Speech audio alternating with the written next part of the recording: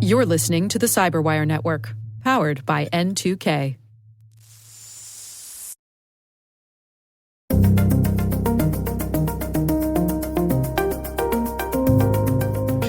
In the early days of the internet, it was like a race to everyone's got to be on the internet and you got to have a presence and you have to be able to be found. And now all of a sudden we've kind of grown up through that. And now we're at the spot of like, wait a sec, I don't want to be found. Hello, everyone, and welcome to the CyberWire's Hacking Humans podcast, where each week we look behind the social engineering scams, the phishing schemes, and criminal exploits that are making headlines and taking a heavy toll on organizations around the world.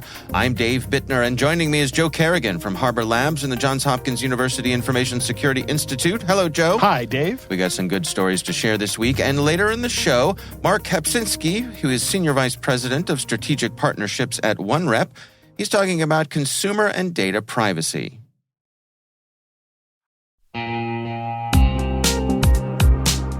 But first, a word from our sponsor, KnowBe4. Where would InfoSec professionals be without users making security mistakes? Working less than 60 hours per week, perhaps. Actually having a weekend every so often. We get it. User behavior can be a challenge. But users can also be an InfoSec professional's greatest asset once properly equipped. What do we mean by that? Well, stay with us, and in a few minutes, we'll hear from our sponsors at KnowBe4 on that very question.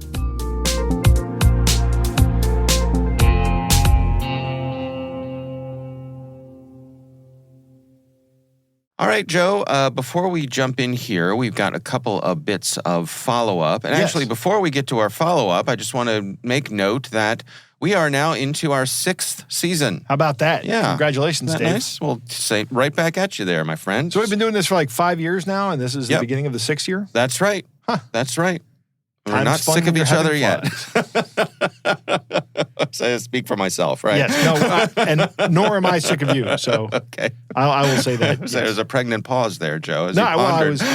We talked over each other. I used one of my common jokes I talk about, and never mind. Okay. All right. Well, let's dig into our follow-up here. Yes. Do you want to start things off for us? Sure. John writes in with some comments about our last show. He says, "Hi, guys. Loving the show and all that, blah, blah, blah. Mm-hmm. Funny, I don't really think of your podcast as a show, more like an entertaining way to pass across developments in cybersecurity. In general, the tap interface," now this is talking about last week where we talked about the tap interface with ATMs. Right, credit cards that have tap to pay. Right, it's an NFC. In general, the tap interface is safer than the slot interface because you actually put your card away by the time you interact with the computer to make a withdrawal, which is a good point. Mm-hmm. The tap interface should be a very limited interface that allows you to make one withdrawal up to a certain amount within a certain period of time. Perhaps you can set this when using the slot interface. If you want to make more transactions, you should be required to put the card in the slot. The tap interface should not have the same functionality as the slot. This way, the tap interface becomes the less risky option. The only risk you take is with the cash you take out, and the slot interface should perhaps be limited to interior halls of banks where there is good surveillance and perhaps even a guard, which would be nice. As for AI, because we were talking about AI last week as well. Yeah. Surely it's time for some kind of legislation. Mm-hmm. I am really surprised that AI companies are allowed to make this kind of thing anyway. I mean, allowing AI to generate screaming and "oh my God, help me" voice is negligent to the extreme. They should be held accountable. Kind regards, John. So I don't know. I mean, I get what John's saying here because the malicious intent or the malicious use case is really impactful here. Yeah. But I don't know that we should be legislating how AIs can produce voices. Because I can see a use case, like, for example, in generating cheap and affordable dialogue where you need to have certain emotions put into the voice. Right. Let's say you're making some kind of radio play or a podcast with, and you have a character who's in the middle of a horror movie or something. Right. That could be a legit use case for something like that. Sure. It would be. Yeah. Yeah.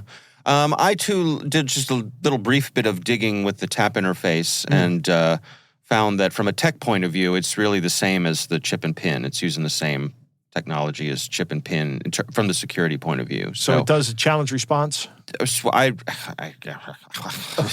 it uses the same as the chip and pin. That's what I found out. So to the degree that the stuff that I said was saying that it is the same degree of security as a chip and pin transaction. Okay. Yep.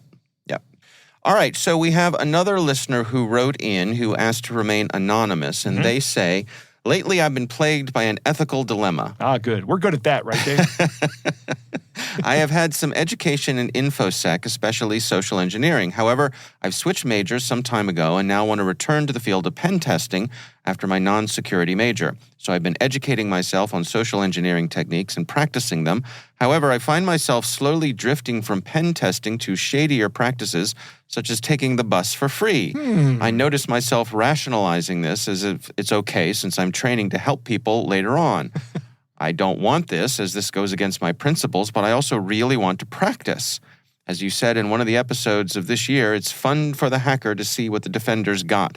I like to see how good the physical security and alertness is and how to improve this. I know there are white hat hackers who start as hobbyists, but how can you do that ethically with social engineering?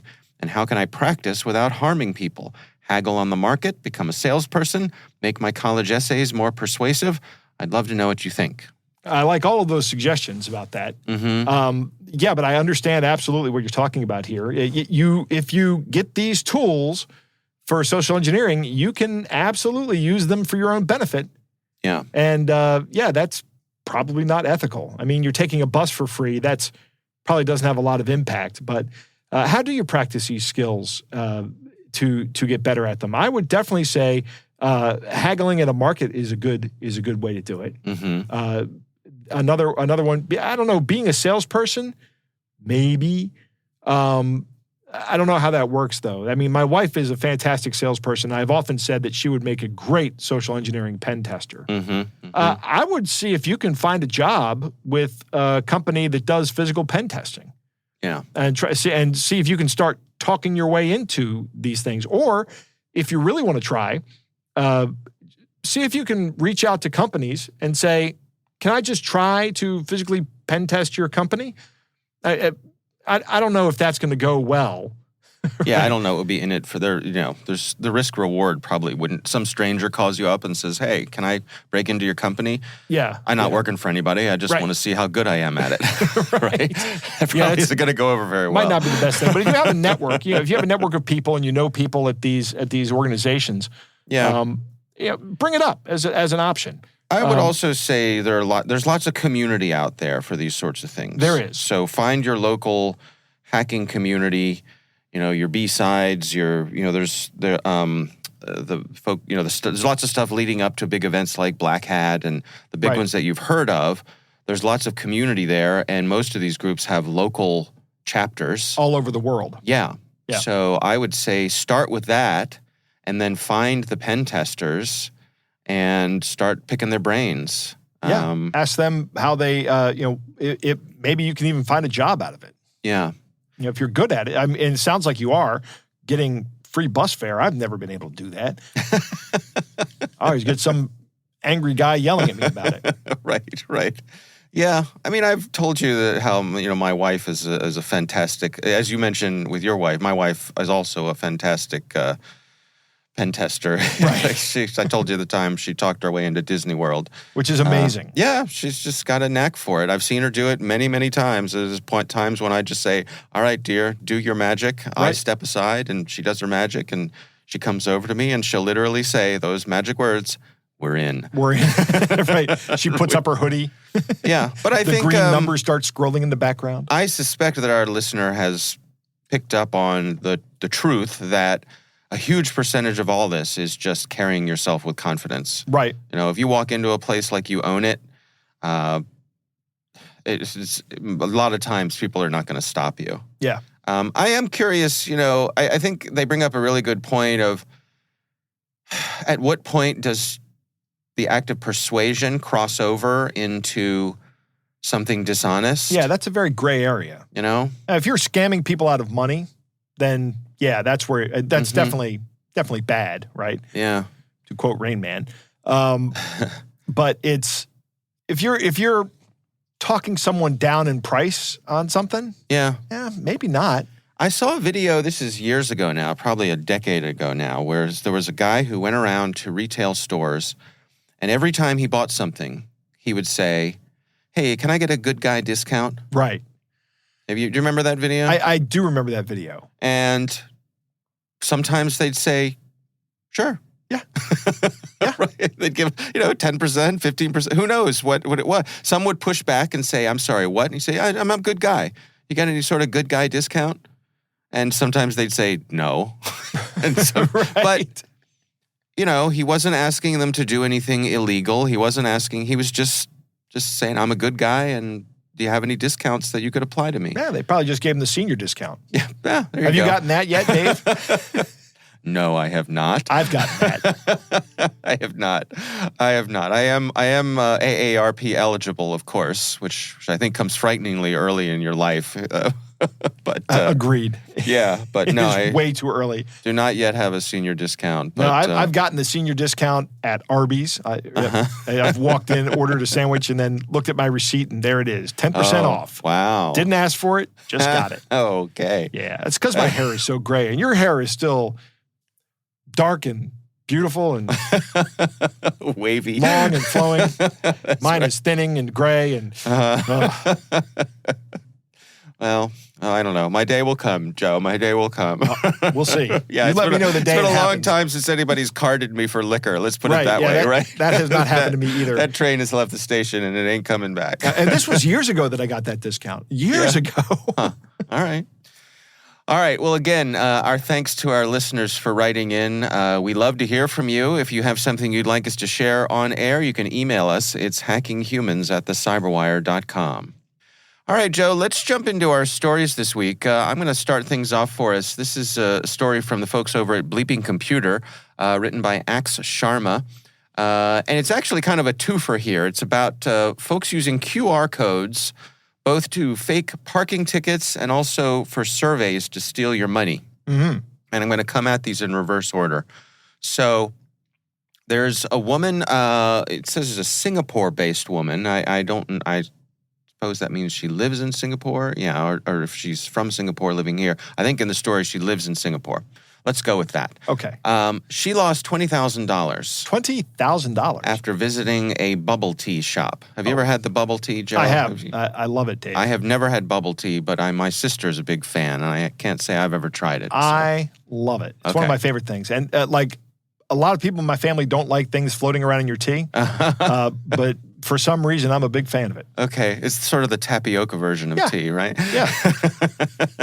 Okay. I've gotten one with little coconut strips. Delicious. All right. No, see, that's a bridge too far for me. I like the flavor of coconut, but I can't stand the texture. Like shredded bark. This did not. This was like gelatinized or like pickled. Almost. I mean, not pickled, but it was not. It didn't have the texture of coconut. Yeah. Like you want to ruin a cake for me? Put shredded coconut on that puppy, and I will say, good for you. Enjoy. I will go get a brownie. More cake for me. That's right. That's right. So anyway, this woman was at a bubble tea shop, and she saw a sticker on the door that was inviting people to scan a QR code and fill out a survey for basically free product, a free cup of milk or tea or bubble tea, whatever. Okay. And so she did that, and the QR code took her to a site that, wait for it, downloaded a third-party app onto her Android phone. Okay. In order for her to complete the survey. She completes the survey, she goes to bed. While she's asleep, her phone lights up as if in a movie. Mm-hmm. The survey app siphons $20,000 out of her bank account. Wow. Yeah. So basically, by being tricked into sideloading this app, we should say, and providing the app with access to her phone. So, right. So she had to disable the, because I'm assuming it was an Android phone. Yes. She had to enable like debugging, allow apps from third-party locations. Right. Which is disabled by default. Right. So the website, I'm assuming the website instructed her to do these things. Yeah, it seems like giving access to the Android accessibility services was kind of the keys to the kingdom here. Right. Yeah, because that lets an app, gives the app control of the phone. Yes. So she was out $20,000. So that's story number one.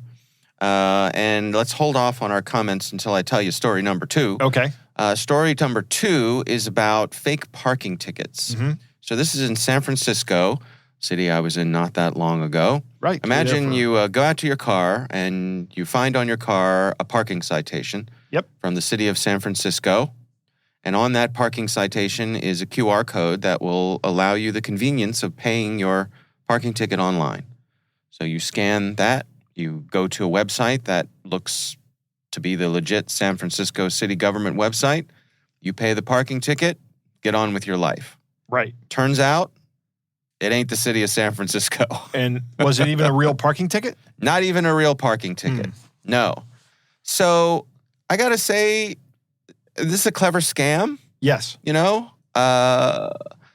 Nobody's getting hit over the head. Nobody's getting, it's still a scam. People are losing money. But part of what interests me about this scam is that you might not even know you were scammed. Right. You might just think you paid a parking ticket. Right. Right. Which means for the scammers, it lowers the incentive of people coming after them, of someone hunting them down. Right. Yeah. But if I find out about this, I'm still going to try to hunt them down. Of course. Well, you are, of course. Right.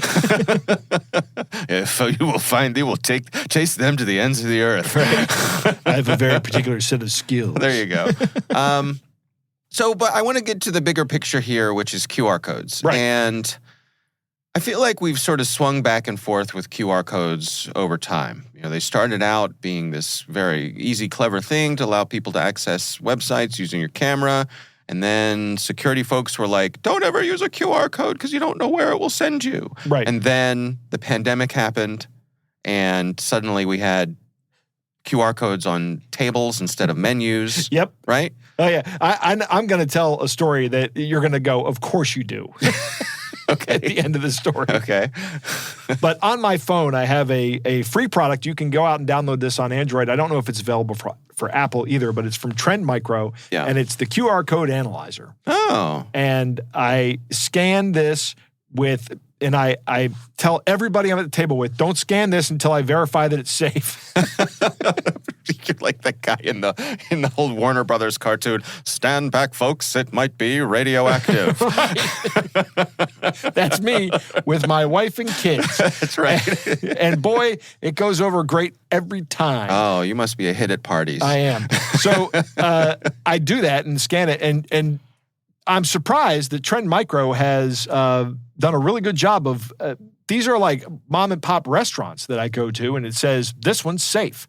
Oh. Sometimes it says unanalyzed, but it doesn't say malicious. I've never seen one that says, or I've never gotten one that says this is malicious. Right. But they are out there. Yeah. And I wonder if Trend Micro knows about this. Oh, there's a picture of this QR code right here. Mm-hmm. A quick scan of the barcode says unverified. We have not determined if this website poses a danger. Open at your own risk. Uh-huh. So it doesn't say safe. Okay. But it also doesn't say malicious. And the link is actually just like a link shortener service. Right. For QR.link, and then some random text afterwards. And you're scanning the QR code that was on this parking citation. Yes. Yeah. That's correct. Yeah. Okay. So where do you land with QR codes then? I don't like them. Okay. I mean, I think they're a great way to compress information. Yeah. It's simply a multiplex barcode. Right. And there's use cases for all kinds of good use cases for multiplex barcodes, like in inventory control and logistics and all that. Mm-hmm. But in terms of you and me using multiplex barcodes, there's just way too much information that can be crammed into this thing. Mm-hmm. And you could put an entire query string into this barcode that tells the attackers where you are, right? It's all conceivable. This is all attacks that could happen. Yeah. Even if you're just using this link shortening service, I could print up a different QR code for every location I want to put things at, and I could find out where people are. Right. When they visit my site. Yeah. which, by the way, legitimate barcode providers are probably doing. So Yeah. don't think that just because someone's bad, they're doing something malicious, and that isn't what normally happens. That's probably also what happens with the legitimate ones. Mm-hmm. I'm really not a fan of the, take a look at our menu. First off, I'm going to look at the menu on my phone, and I hate reading things on my phone that aren't designed to be read on my phone. Maybe I'm just an old man. Ever since you started getting that senior discount. Right. Yeah. Exactly. Yeah. That's why. Yeah. That's what it is, Dave. It's the senior discount that makes me hate this stuff. But yeah, I don't know. I think you're just opening yourself up. There's nothing to say that somebody didn't just stick a random QR code up on on whatever it is. Yeah. Or cover up an existing QR code with a malicious one. That's what I worry about. And so that I particularly am wary of ones that I see anywhere where there's a financial transaction linked to it. Right. For example, I go to fill my car with gas, and the local gas station has QR codes on the pumps. I would never use that. Me neither. But they're there. Right. And to me, that is the perfect use case for someone to come along with their own QR code, stick it over top of that, make it seem like it's, Exxon or Shell or whoever it is, and make you think you're paying for gas or authorizing the pump or whatever. Right. And taking advantage of you. Yep, absolutely. Yeah. And then what happens is you don't get your gas. I mean, right. So, I mean, then you have to go through the fraud rigmarole. Sure. It's a bad all around. All right. Well, that is my story this week. We'll have a link to that in the show notes. Joe, what do you have for us? Dave, my story comes from Dragos. Robert Lee's company. Yeah. Robert Lee has been on our show many times. Yep. But Dragos has published an incident report. And this is a blog post on their website called Deconstructing a Cybersecurity Event, and it's dated for May 10th. And it was about an event that took place at Dragos on May 8th. Yeah. Now let's, just for folks who may not be deep in this stuff, Dragos is a security company who protects critical infrastructure. So things like power plants. They protect industrial control systems, or ICS, and SCADA systems, which is system command and data acquisition. Yeah. I can't remember what the acronym is. Yeah. But these are the cyber physical systems that essentially run the world. Right. Right. So Dragos is a company that focuses on securing those assets. Yep. But what happened on May 8th is, according to this blog post, a known cyber criminal group attempted and failed at an extortion scheme against Dragos. The very next sentence in the blog post says, no Dragos systems were breached, including anything related to the Dragos platform, which is their protection tool. Mm-hmm. They have a timeline on here. And what happened prior to, at some point in time in the past, and they don't really know when this happened, but somebody, this adversary, had compromised the email account of someone that Dragos had hired, the personal email account. Right.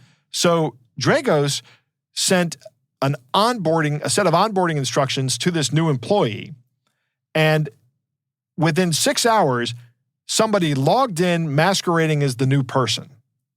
And 45 seconds after they logged in, they began a programmatic download of the general use data from the Dragos SharePoint. So just general stuff that's available from Dragos. Grabbing whatever they can. To. Yeah.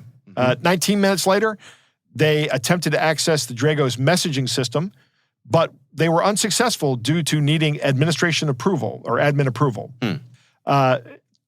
At 46 minutes after they got initial access, they accessed 25 Dragos Intel reports, which are normally available to customers. So these are reports that Dragos generates that they make available to people that pay for them. Mm-hmm. So they got away with some information that may have been proprietary, or may have just been, we only give this to our customers.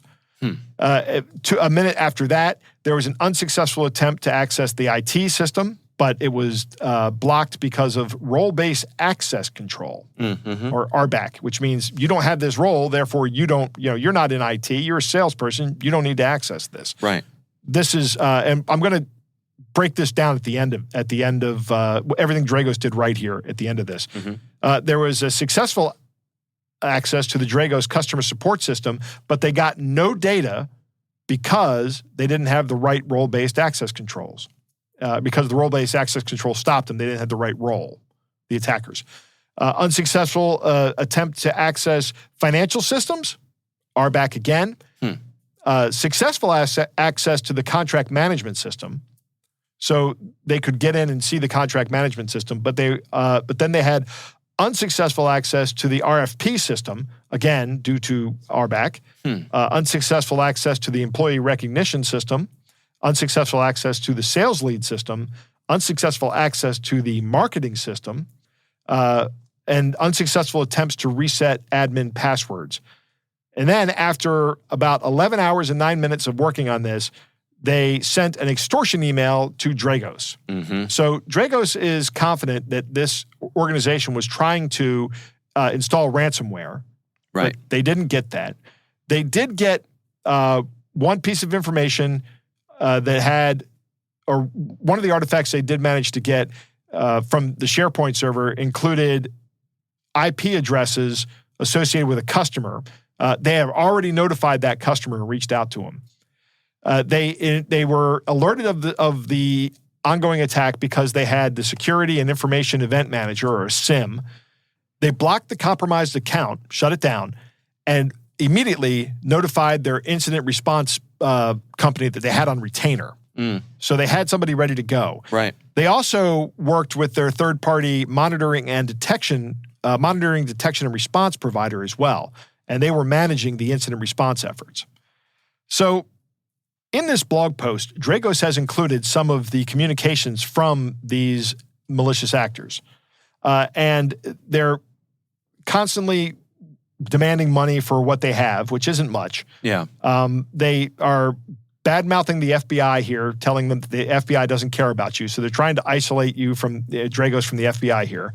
And then the last thing they're doing is they're reaching out to this person and asking about how their family members are doing. Yeah.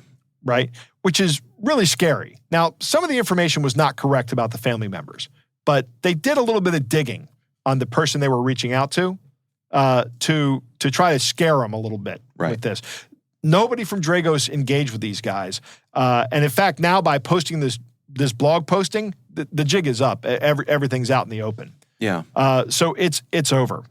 At the bottom of this, they actually release the indicators of compromise. They give you the IP addresses that the things came from. They give you the tactics, techniques, and procedures, the TTPs, based on the MITRE attack mapping, which is really nice that they put this out here. They have a lessons learned section, which is in response to this event, we have added an additional verification step to further harden our onboarding process to ensure this technique cannot be repeated.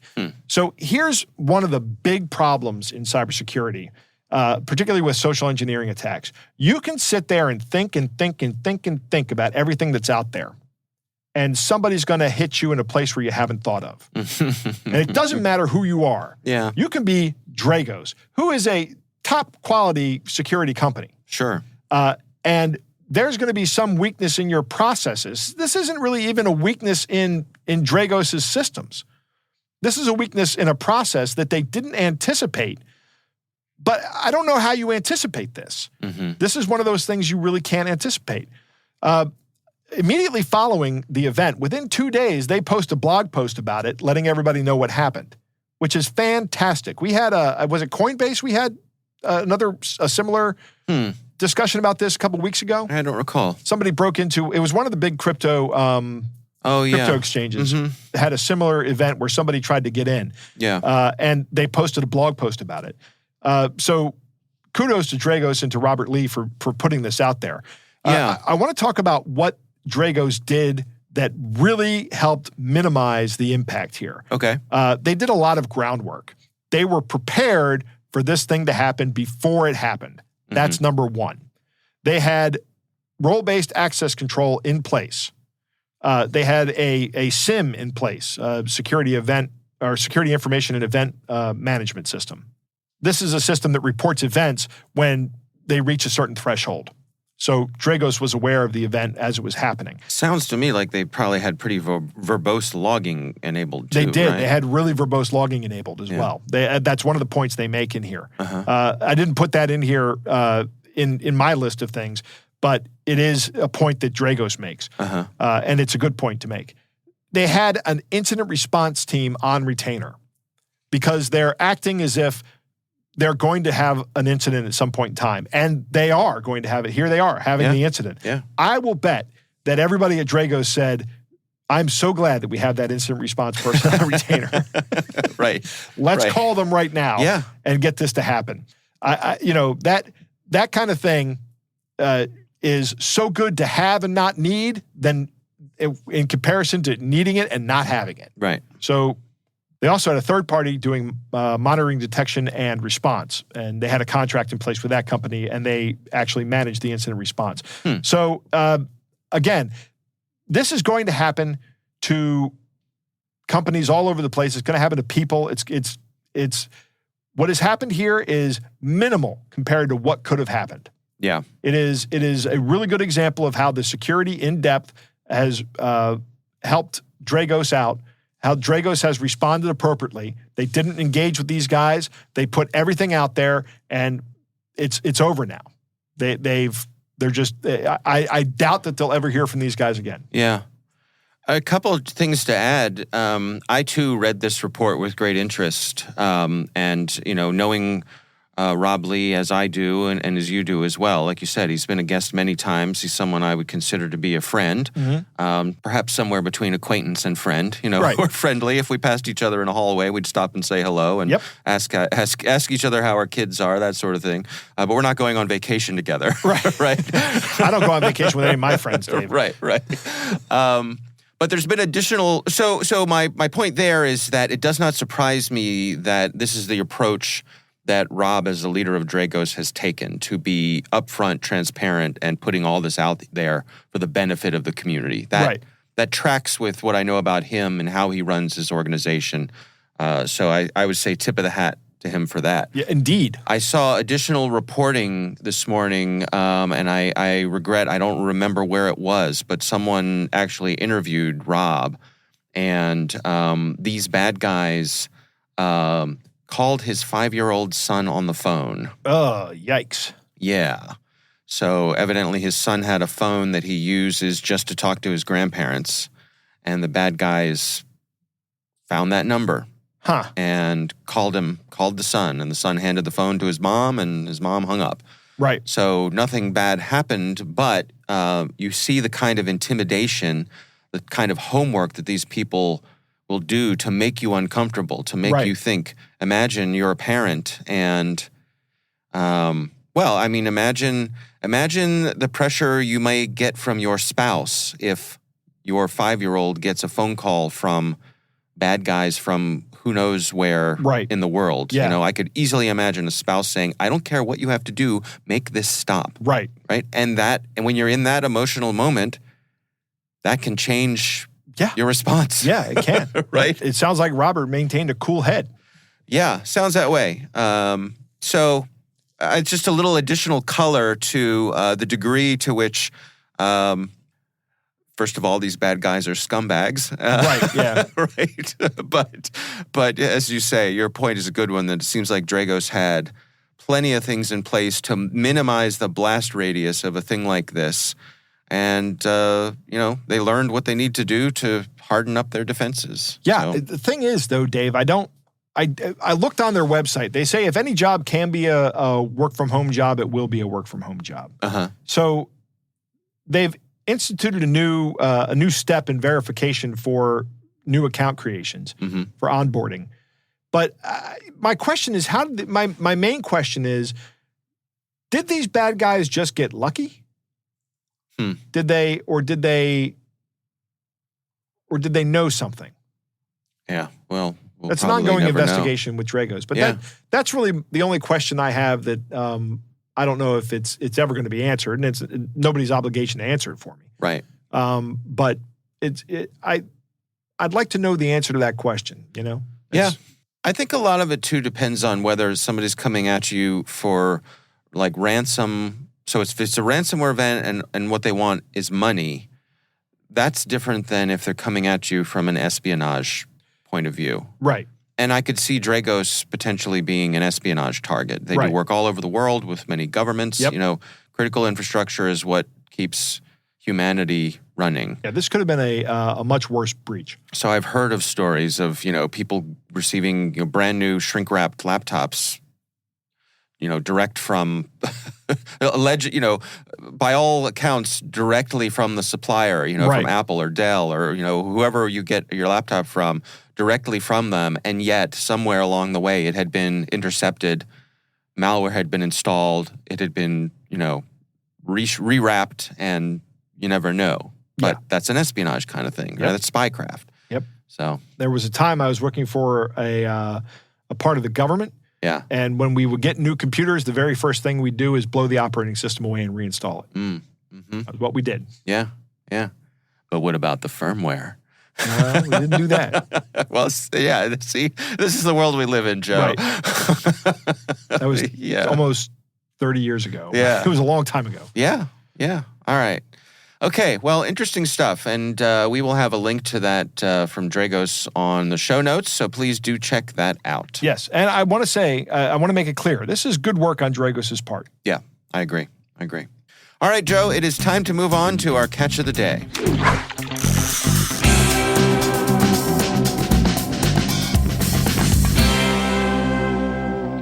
Our catch of the day comes from Richard, who writes, I got the best BS email ever. Dave, this one's really good. Why don't you start from who it's from, Dave? It's from Marine Corps. Right. And the subject is howdy. And it goes like this. It says, Hi, I am USMC on special redeployment. I am looking an intelligent person for a relationship, or a person who can accept to take custody of an amount being proceed of a raid we carried out here. If you are interested, mail me back with your picture. All communication must be through an end-to-end encrypted means. It is important that you must have WhatsApp for easy communication, and I assure you that your privacy will be protected too. I got your email contact through an opt-in consumer directory. I expect your response. A Sergeant USA, Marine Corps. This is the lowest effort phishing email I've seen in a long time, Dave. Yeah. Yeah. It's pretty bad. I am a USMC. There is only one USMC.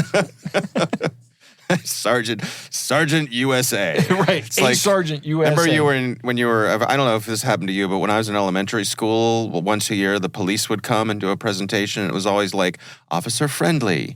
Or like they had some officer who had some kind of, they made him a special name badge that said, officer care. They just gave him a phony name. This strikes me as being something like that. We never had the cops come in. We had a guy from the phone company come in. Okay. And I was very interested in that. Okay. Well, that's different. Yes. Yeah. That was, for the cops, it was straighten up, fly right. Maybe I went to a rougher school than you did, Joe. I don't know. I don't know if that's the case. When we were kids, there weren't a lot of rough schools around here. Yeah, that's true. All right. Well, our thanks to our listener for sending that in. Richard, we do appreciate it. Again, we would love to hear from you. Our email address is hackinghumans@thecyberwire.com. We were talking about making users into an asset for security professionals.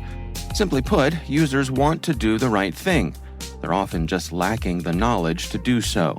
That's one of the reasons KnowBe4 has released Security Coach, a real-time security coaching tool that takes alerts from your existing security stack and sends immediate coaching to users who've taken risky actions. For example, imagine a user has visited a high-risk website or tried to open a document containing malware. Existing security tools will likely block that action, but the user might not understand why. Security Coach analyzes these alerts and provides users with relevant security tips via email or Slack, coaching them on why the action they just took was risky. Help users learn from their mistakes and strengthen your organization's security culture with Security Coach. Learn more about Security Coach at knowbefore.com/securitycoach. That's knowbefore.com/securitycoach.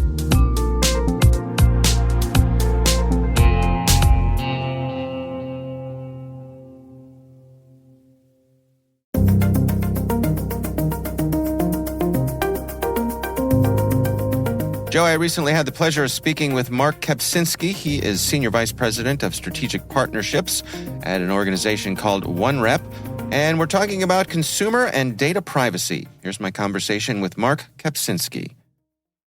I think it's kind of interesting that we've gone through a spell where, I think I'm old enough to say, in the early days of the internet, it was like a race to everyone's got to be on the internet and you got to have a presence and you have to be able to be found. And now all of a sudden we've kind of grown up through that. And now we're at the spot of wait a sec, I don't want to be found and don't find my family and my kids or anything. You hear people comparing to being on Facebook as being addicted to smoking. Right. So I think a lot has changed over the years and certainly of perception and as people are learning more about wow, there's actually bad stuff that can happen on the internet and social media included, if your information is so accessible. And I think now what's even happening is our society is just so polarized. Like if you're not with me, you're definitely against me. And, if you don't take care of me, you did something wrong to me. Like just people are so pent up with these kind of feelings. And now, because information's so easy to access and find through a Google search, people can almost feel like empowered to take action. And that's where it starts to get scary, because now I can find within a minute, I can find all of your information. I can find your family, your relatives, where you live, if you have multiple houses, I can find everything about you. And what's even scarier about that is some of that information probably isn't even accurate. And I could be taking action against you and using data that's not even accurate. And so it's just this weird scenario that we're in where all of our information is out there. People have this proclivity to take action against, the bad guy, so to speak, and, or the person that's against them or wrong them in some way. And they're taking action off of data that may not even be accurate. And it just completely compounds this problem. What are people to do then? I mean, how do you approach this from a practical point of view, but at the same time, not go overboard, not become some kind of an online prepper, if you will, Yeah, it's hard, I'll say, first of all. So, anyone who thinks it's easy, it's not easy. It was funny. I had a boss when I used to work at Experian, the big bad credit bureau. And he used to, tell me how he created fake names and fake personas, based off of, his different online accounts. And I was like, wow, you're crazy. You're overthinking it. And now I'm like, wow, maybe he was actually onto something. He was just way ahead of his time. But, now it's so easy to get people's information, right? So the hard part is the information that we've all put out there to, enter a sweepstakes or download a movie trailer or read the news. We're giving out our personal information over and over and over. And all of that gets accumulated or aggregated behind the scenes. And then it gets, sold to people that want to buy it and buy it in bulk and then publish it to the internet. And so the problem is the cat's out of the bag on that one, right? It's hard to go back and just erase yourself entirely, right? There's things that what OneRep offers that helps, remove you from people search sites, and that helps eliminate some of your presence on Google as well. But, you have to be thinking it's a multi-step process, right? You got to do the scrubbing that we do. as a starting point to try to, create a baseline for yourself. And then from there, on a go forward basis, you have to kind of think a little bit more strategically of like, maybe I should create some fake personas and fake data and use that when a website that I'm interested in either subscribing to or signing up for needs my information. And that's all on the consumer side. And what we even tell companies, businesses is, when you have frontline workers, whether they're in healthcare or police or security or just customer service people, again, it's so easy to get their information that you have to, as a company, be thinking, how do I protect my employees so that their personal information doesn't get exposed? And so, we do things like we advise people to have, fake or burner phone numbers and burner email addresses. And when you create a burner email addresses, don't actually put your name on it, create a fake name for it. And it's almost like we have to have this almost like dual identity. Here's my real self, and I share that more sparingly. And then here's my, faux persona that I use when I'm on the internet, and in order to be safe and in order to have to share information with companies that, want to offer me something. I think we've all gone through that routine of trying to get back in touch with someone that we've lost touch with, maybe an old buddy from high school or something like that. And you start with a Google search, and as you mentioned, a lot of these sites pop up who, will promise you for the low price of whatever. They'll give you everything from, where they live, where they've worked, if they've ever been arrested, and, their blood type. I'm curious, like, what is within our rights to have that information removed? Where do we stand with that? Yeah, well, it's amazing that this day and age in America, we as individuals, as citizens, we don't own our data. When we give our data to any website or any business, the business technically owns it. And so what ends up happening is on these sites, they're just basically buying the data from larger aggregators, right? So they're not actually even doing the heavy lifting of collecting it. They're just buying it the way you'd buy a product, and then they're just marketing it really well through search engine optimization or SEO. And so we don't have any rules in America that, one, state that I as a citizen own my data, and two, that companies don't can't and don't sell or have the right to sell my data. And I guess maybe thirdly, how is Google allowed to index my personal home address on their website? Like, how is that even allowed? So we don't have the regulations in place that, give me ownership of my data and forbid businesses from selling it. And then thirdly, preventing companies like Google from publishing it. And that's, three big pieces of legislation that need to be put in place, because nearly every other country in the world has solved for this problem, right? You can't go to Europe and do this. This is a uniquely U.S. problem that needs to be solved. Yeah, I remember, years ago, and I'm kind of an old timer here. I remember when Google started up, and I remember people just being all bent out of shape that you could, put in someone's name or address, and it would give you a map to their house. And this was, oh my goodness, and today that seems kind of quaint, like, it's such a minor part of our information being bought and sold and aggregated and combined, and, all of the dots being connected and all that kind of stuff. The process of dealing with any of this, I mean, is it a one by one kind of thing? And when you make these requests, do the companies respect them? Yeah.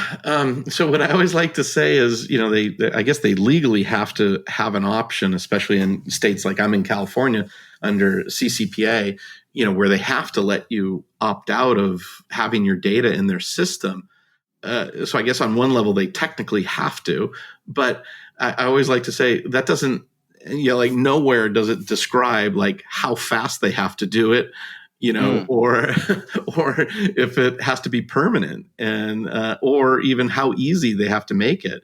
So like one of the sites that actually got a massive fine last year, one of these, they're called people search websites. They're pretty sketchy, as you kind of identified as well. One of them last year used to have this horrendous process where in order to get your data removed, you actually had to create an account on their website and you had to jump through literally like 10 steps. And then they'd be like, oh, congratulations, we'll remove you now. Just upload a picture of your driver's license. And it's like, no consumer's doing that, right? It's like, I'm trying to get off of this. But the funny thing is, if you actually submitted like a picture of your dog, you'd still get removed. They just put that up there to scare people. And so that's where, again, it's they don't have to make it easy. They don't have to process it fast. They don't have to make it permanent either, because a lot of these sites, the problem is they're just buying data. They're not harvesting it themselves. So they're buying data from different data suppliers.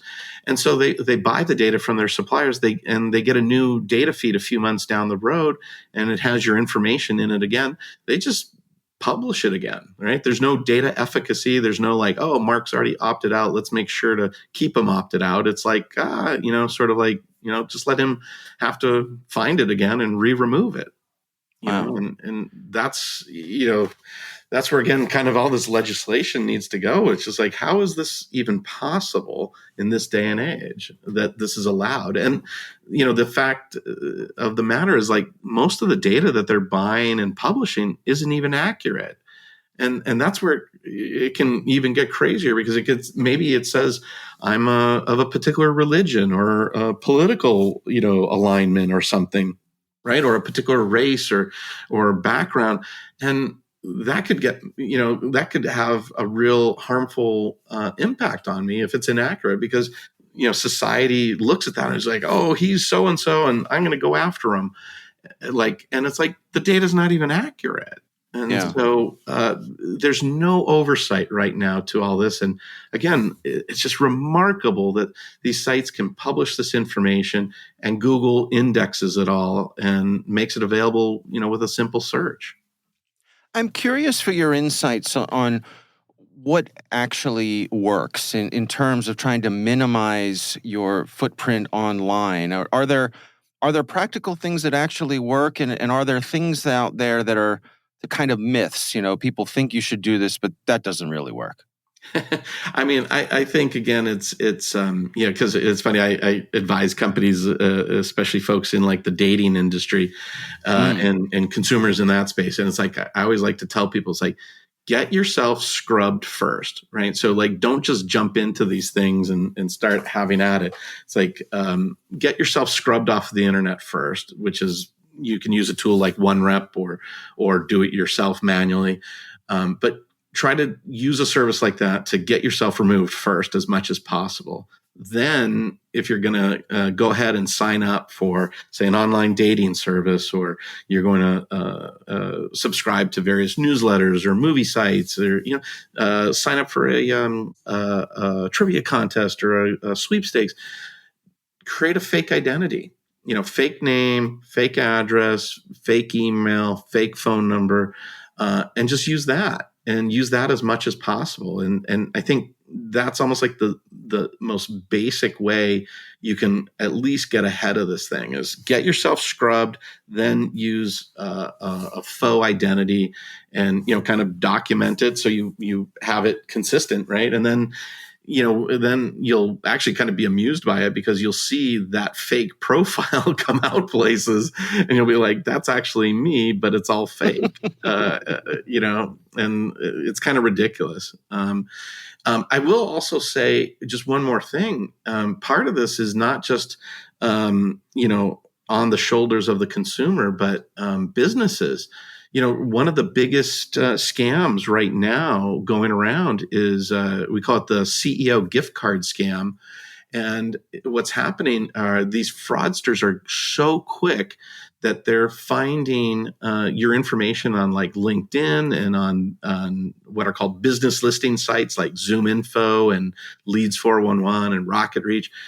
So they're finding, hey, Mark just took a new job someplace, and they get my contact information from these business listing services.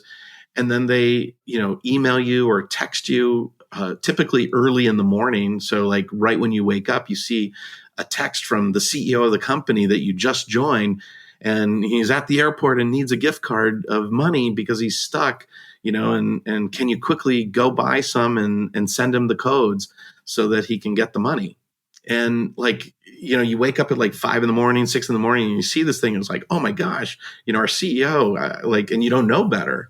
And Right. A lot of people fall for it. And all of these things, they're sort of used by these fraudsters together. So like another example is like people, businesses may have had data breaches, and a data breach on its own is bad, but there's usually not enough information in the breach that a fraudster can do some real damage with. They need to combine it with, your real personal information. And so it's funny, but like some of the best customers of these people search sites are fraudsters.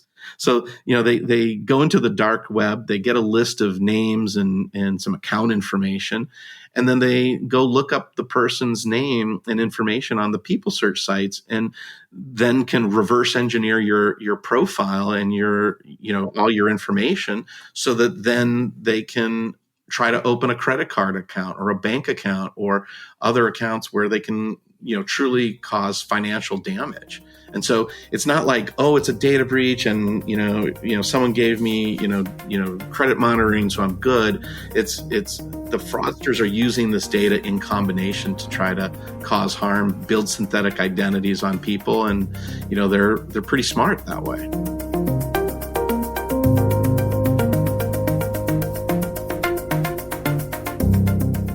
Joe, what do you think? I'm going to start with this. We did this to ourselves, Dave. Yeah. We as a society ran out to get on the internet, and now we wish we hadn't done that. It's too late. At least to some extent. Yeah. Right? I wish I hadn't put all that information on Facebook. Dave, a while ago, I went out and just deleted a bunch of stuff from Facebook. Okay. Old posts and everything like that. Took weeks to do it. Yeah. I didn't sit down and just do it. I couldn't tolerate doing that, but it took a long time just to get my Facebook to a minimalist level. Okay.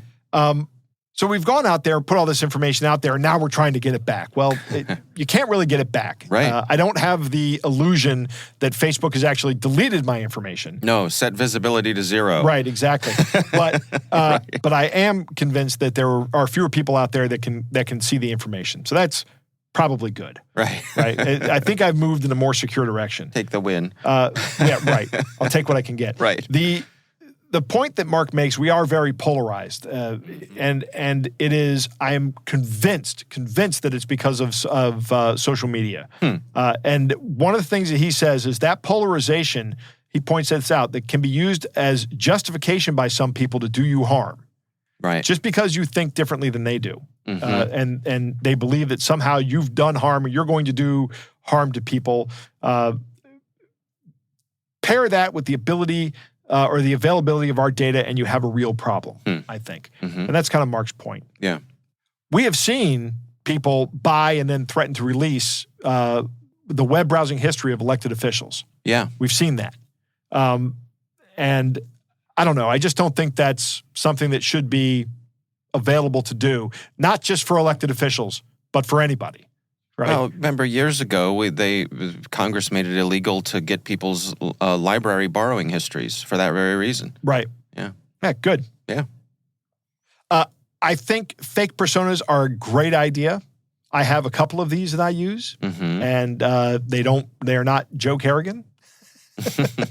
So there are there are things out there where I have these fake personas where I sign up for things. I just have essentially a spam account. Yeah. Right. Yeah. Where I just go in and sign up for it's a secondary Yahoo account. It's not linked to anything. Yeah. And if I want to, if they say you need an email address, guess what email address you're getting? You're not getting my real one. Now, let me ask you this. Yes. What do you think the odds are that the data people have figured that out about you? That's a good question. It's probably pretty good. I would imagine so at this point. Because the amount, the overlap in interest, they may be able to essentially, it's an attempt at anonymizing myself. Yep. And they may be able to de-anonymize that data. I would think just from location data, too. This person always logs in from the same place that Joe Kerrigan does. Right. It comes from the same IP address. Well, I do use a VPN, Dave. But still, physical location, same GPS, same, interesting. It works the same hours, all that kind of stuff. Yeah. It may not be doing me much good. No. But I still do it. In the U.S., we give our data to a site, and that becomes the site's property. Right? We don't maintain ownership of our own data, which I think is wrong. We should be maintaining our ownership of our own data. It would be nice to have something like GDPR here in the U.S. The problem is getting the government to agree on what that should look like. Yeah. There's a lot of conflict of interest. However, I think in cybersecurity, there's a lot of consensus and agreement on things, which is one of the places we're not really divided as a country. Yeah. And as a government. I would like to see that spill over into privacy. Right. And people to realize that privacy is part of cybersecurity. Right. This is definitely a uniquely U.S. problem. A lot of the world has already solved this issue. Mm-hmm. The case where Mark talks about the company that had a user jump through all kinds of hoops and at the end upload their driver's license to remove all the data, that's awful. And I'm glad that company got slapped with a big fine. Right. So I like Mark's advice that if you want to start, if you want to take a couple steps, scrub yourself from the internet, do what you can. And of course, Mark has Mark's company can do that. But you can also do it yourself. Just go out and remove your data from the social media sites. Yeah. I think you use a Twitter app that goes through and deletes old tweets. Yeah. I don't know if those work anymore because the Twitter API has been, beat within a shred of its life, these days. But there was a time when you could do that. There were apps that would go through and scrub things and all sorts of options to do that. Yeah. So it's worth taking a look at. And then sign up for things with fake identities. Even if it's companies like Facebook think that it's you, they may never have confirmation of it. Mm-hmm. So it would be harder to sell that information as bona fide information. Yeah. Just use that as like a data firewall if you want to think of it that way. Mm-hmm. Mm-hmm. All right. Well, again, our thanks to Mark Kapczynski for joining us. We do appreciate him taking the time.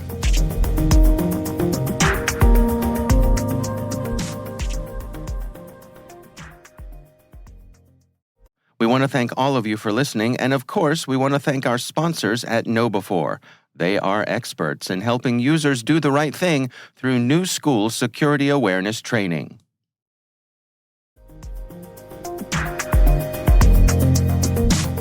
That is our show. We want to thank all of you for listening. Our thanks to Harbor Labs and the Johns Hopkins University Information Security Institute for their participation. You can learn more at harborlabs.com and isi.jhu.edu. The Hacking Humans podcast is proudly produced in Maryland at the startup studios of Data Tribe, where they're co-building the next generation of cybersecurity teams and technologies. Our senior producer is Jennifer Iben. Our executive editor is Peter Kilpie. I'm Dave Bittner. And I'm Joe Kerrigan. Thanks for listening.